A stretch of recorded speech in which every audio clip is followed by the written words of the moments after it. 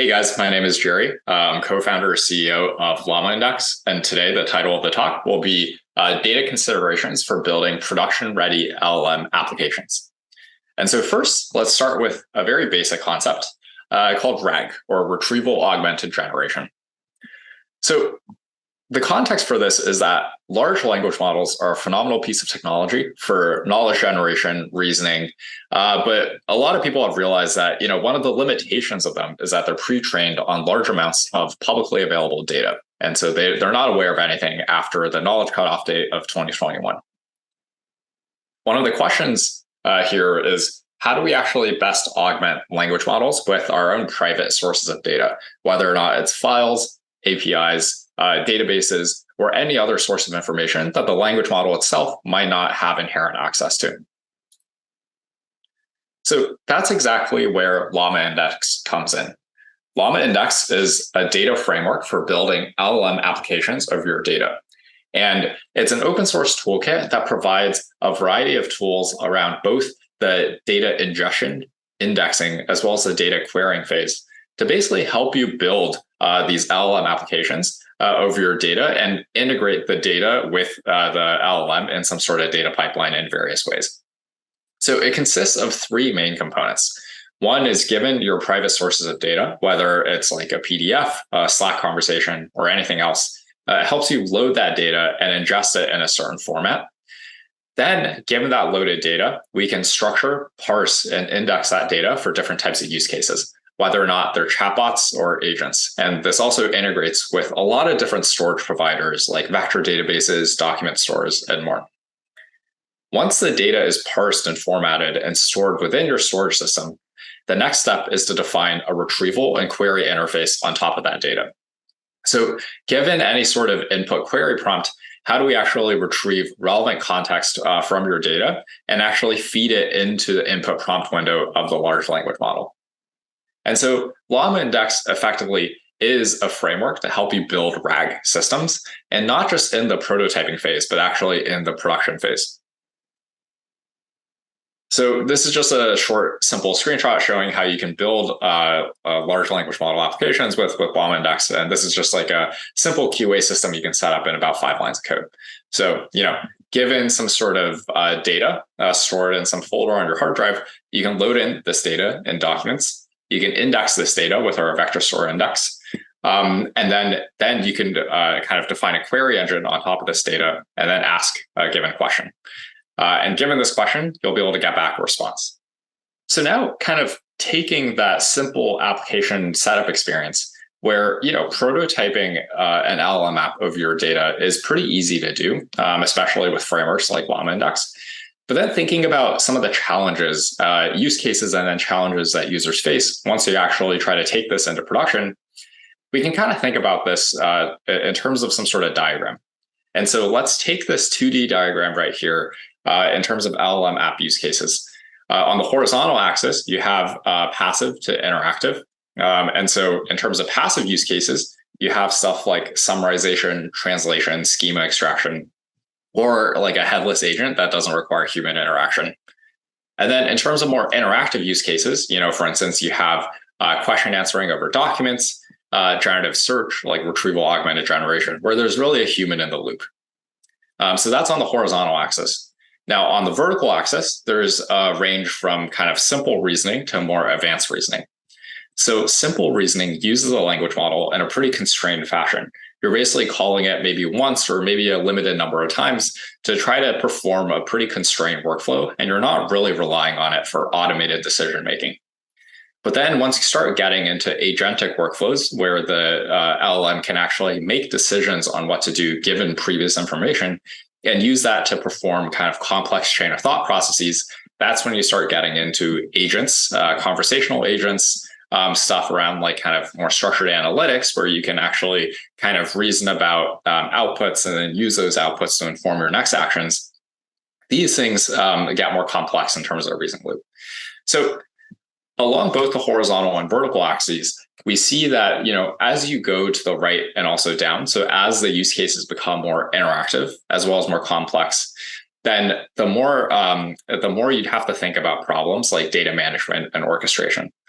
And so LlamaIndex, right, as an open source framework, does provide you the tools to build pretty much all of these use cases that we've just talked about. But especially as you start going into more complex and interactive use cases, you need to start understanding, what are the key principles and concepts I need to think about, especially around your data, to actually help improve the performance of these applications I'm trying to build. To really understand this, maybe we can kind of motivate this with an existing stack, right, that you can build with LlamaIndex. And so that example code snippet that we just showed helps you build this initial, what we call a naive RAG stack. So what happens when you actually try to build a RAG stack for a QA system?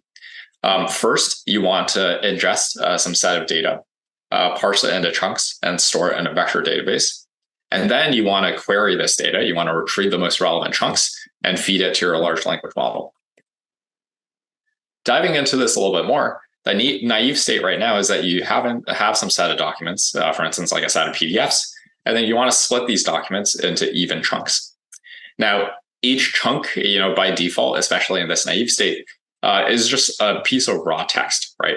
And these pieces of raw text are basically just dumped into a vector database, and maybe they're all stored in the same collection in a vector database.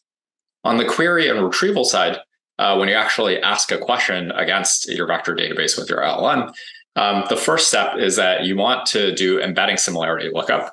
So you set a top K value, and then you fetch the top K most similar chunks from your vector database collection. Once you actually fetch the most relevant chunks, then you plug it into your LLM response synthesis module to actually synthesize the right answer. So the issue with this is that a lot of times when you actually try to build this, you're going to learn and run into a bunch of failure modes with RAG. And so one of the challenges with RAG is that one of the most common reasons for why this fails is bad retrieval. So if the retrieve results are bad, there is no way the language model can actually synthesize a response, even if the language model itself is very, very good. And one of the most common retrieval methods these days is just just do top K embedding similarity search, right, from this entire document collection that you put in. But the issue here is that you start running into these issues. Maybe you don't actually fetch the context from your heterogeneous set of documents. And if you don't fetch the context, you're not able to synthesize a right response. Maybe each chunk itself just doesn't contain enough context for you actually to synthesize a detailed response. And there's just a variety of things you have to think about, especially if you're trying to build this and deploy this in production. Some causes of bad retrieval quality include every text chunk might not have awareness of parent context or related context. So if you just have some random blob of text that's an extracted text chunk, it might actually answer the question that you're asking for. But because the embedding similarity doesn't match, it's not actually retrieved because the embedding lookup doesn't actually see this as one of the more relevant pieces of documents. The data itself could be redundant or out of date. And then again, this kind of top K similarity lookup might not actually be great for actually fetching the relevant responses. There's also some system level considerations that you kind of need to consider. For instance, how do you actually deal with updates in the source document? How do you update stuff like store chunks in the vector DB? So one of the key lessons here is to improve your RAG stack, you want to improve the way you define the data and state and not just the retrieval algorithm. And so going through here, we'll go through some techniques for how do you kind of more carefully define state that can help improve retrieval performance beyond just kind of the naive state of splitting stuff up into a bunch of chunks and throwing it into a vector DB. This section will be on techniques for better performing RAG. The first trick, and for a lot of these slides, I have QR codes linked on the right so that, if you're watching this, you can basically look into some of the guides that we have linked within LlamaIndex to see how do you actually do this for yourself. So one of the first techniques here is you want to augment chunks with metadata. It's a very basic technique. Some of you building these systems might already be doing this. But the idea here is that you want to augment every text chunk with some sort of annotations that provides more context about the kind of to help frame the text chunk in a certain way. And so, one of the reasons embedding retrieval fails is that the relevant context chunks might not match the query embedding. Or even once you retrieve the context chunks, they might not have enough information for you to synthesize a more detailed response. And so being able to inject metadata at a simplest form, it's just like a JSON dictionary. You can inject stuff like, for instance, the page number that this text chunk came from, the title of the overall document or a summary of the overall document, or even a summary of what the previous and next chunks are about. All this stuff helps basically both bias the text chunk in embedding space for better retrieval, and also provides more context to every chunk to help with synthesis. Another example of metadata is you can explicitly start defining node relationships between different chunks. Like you can define a chunk that came before, a chunk that came after, as well as a parent. Once you actually define this in your metadata, you can actually use this during retrieval to help augment your retrieval algorithm instead of just stopping at top K embedding lookup. So a simple use case here is you can, for instance, add page numbers to PDFs to allow for inline citations, assuming you add the metadata to the PDF, right? So assuming you have a PDF of like 10 pages and you just add like the metadata, the page number to every text chunk, then if you ask a question like, oh yeah, what is the impact of COVID? Show statements in bullet form, and then also show page numbers. Then, when you actually kind of fetch these text chunks and actually try to synthesize a response, you'll be able to get page numbers in your response. Because the language model will now have visibility not only into the raw text chunk, but actually the page number annotations for each chunk. This is just a follow-up of that. For instance, if you actually inspect the text chunks, the metadata is just a JSON dictionary that says like page label and some number. And then you can use this to help with synthesis. And of course, this can help with retrieval performance too. One slight complexity here is that LLMs or humans, if you try to define metadata, it's going to take a bit of time. And so you can try using LLMs for more automatic metadata extraction. And so this allows you to use the language model itself to inspect a set of text chunks and try to extract more context to basically store as part of the dictionary. The next technique we're going to talk about, which actually ends up being a pretty useful technique, just a general concept to think about for better retrieval. And so this is probably one of the more most important ones, is like the decouple embeddings from the raw text chunks. And what this means is that the embedding representation of any given piece of text doesn't need to be an embedding of directly the raw text. It could be something else, but actually reference back the raw text. So the issue with like raw text chunks is that they can bias your embedding representation with filler content. We recently had a production RAG webinar with Max from Sid.ai, and he was describing this exact issue. Let's say you are trying to embed a bunch of emails. A bunch of the email is just filler words, right? Like looking forward, great to meet you, best regards. And all this stuff can actually shift your embedding representation so that it doesn't actually capture the salient context within your document that actually answers, for instance, like user questions about specific content. So there's a few techniques you can try out to actually kind of implement this idea to actually decouple the embedding, like embed something else and have that refer back to the text chunk. And then once you actually refer back to the text chunk, then when you retrieve something, you retrieve based on the embedding, but then the actual thing you feed to the language model for synthesis is still that raw text chunk. So one implementation of this is that you can embed larger documents via summaries. So first, you can retrieve documents by their summaries, and then retrieve chunks within those documents. For instance, here, you have the raw document chunks corresponding to each document. But then you maybe auto-extract using a language model a summary representation of that document. Given the summary representation, what you can do is that you can first fetch documents based on the summaries, and then reference the raw text chunks so that you then fetch the text chunks and feed those into the LLM for synthesis. Another implementation of this is that something that we found actually helps performance a bit is you can embed text at the sentence level. And what this does is you break up your text into a bunch of individual sentences.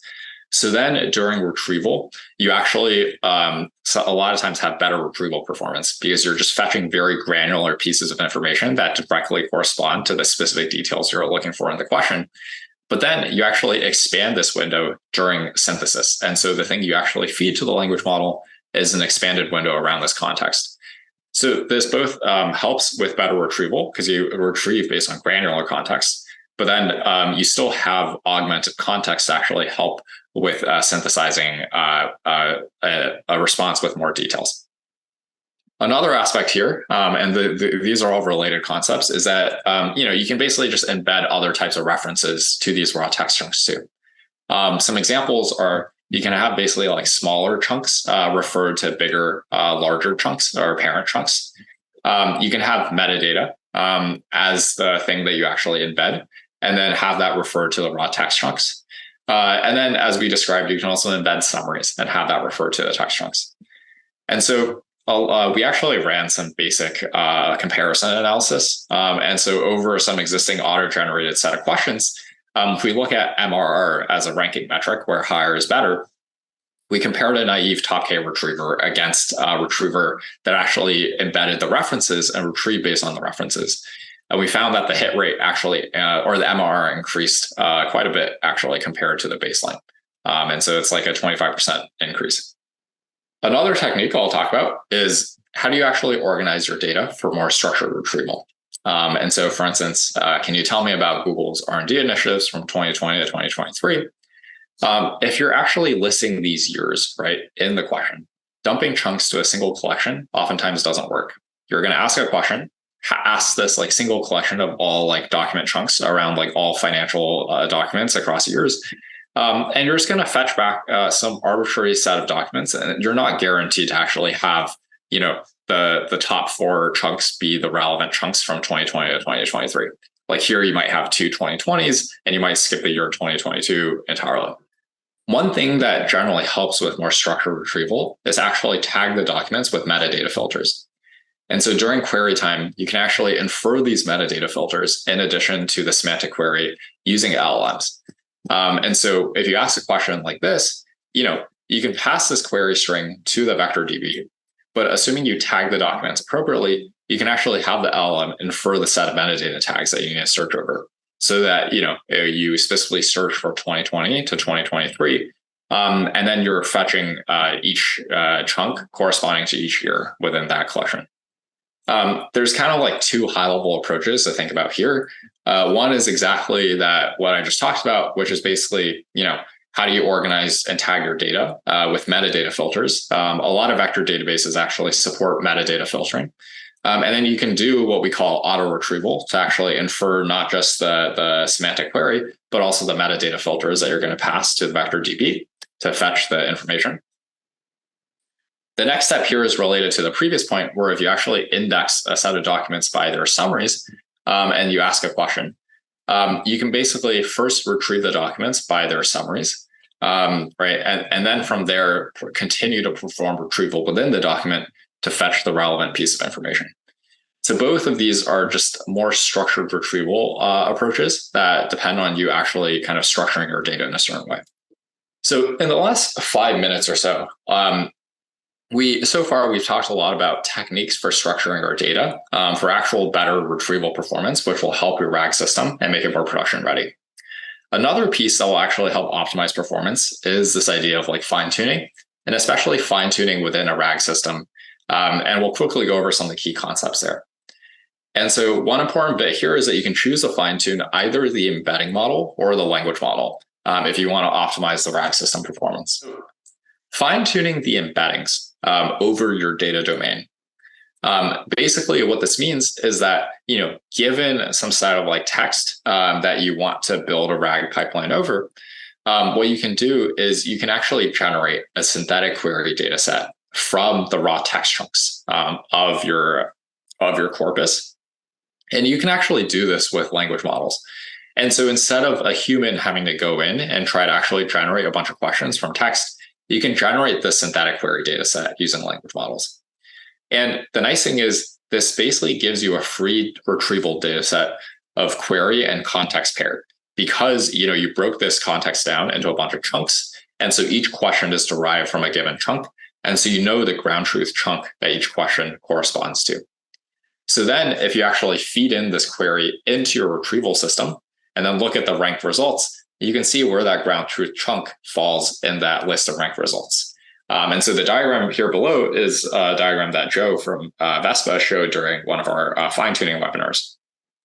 And once you actually have the synthetic query data set, you can actually use it to fine-tune an embedding model, right? And so you can, for instance, like directly choose to train an existing model that is open source, like sentence transformers, that actually exposes the gradients.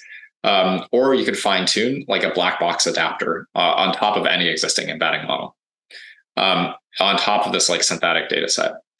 And what this does is this will basically learn to transform the existing embedding representation that you have into some slightly more optimal embedding representation over that data domain that you set.